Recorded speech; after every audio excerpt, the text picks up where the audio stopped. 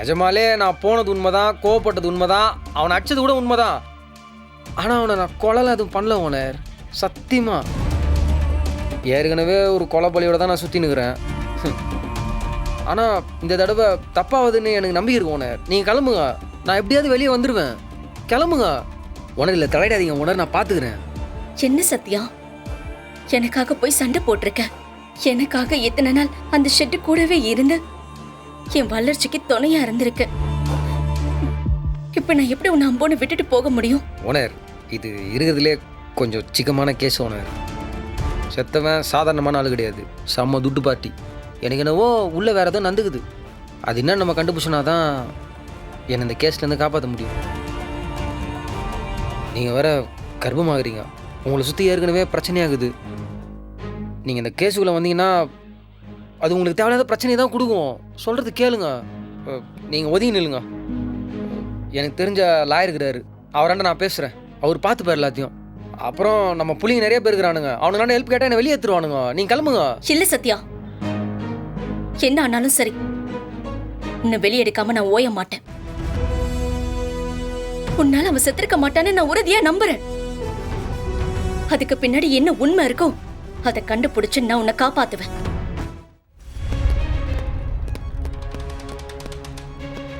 Sir, யோ என்னையா நடக்குதுங்க?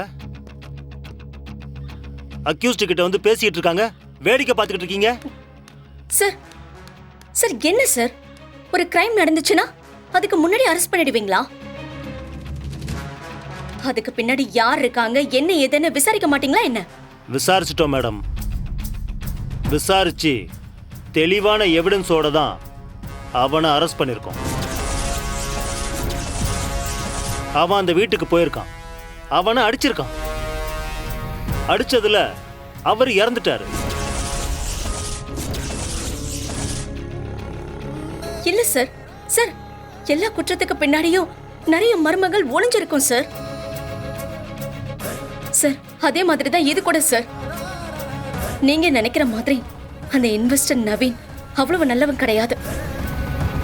அவன் ரொம்ப தப்பான ஆளு சார். ஓஹோ, அந்த தப்பான ஆள் கூட தான் இத்தனை நாள் சுத்திட்டு இருந்தீங்களா? தப்பான ஆள்னு தெரிஞ்சும் எப்படி மேடம் இன்வெஸ்ட் பண்ண வச்சீங்க? ஏங்க? இல்ல சார், அது எனக்கு கொஞ்சம் லேட்டா தான் தெரிஞ்சது. மேடம், இதுல தலையிட்டீங்கன்னா அடிக்கடி இந்த ஸ்டேஷனுக்கு வர வேண்டியது இருக்கும்.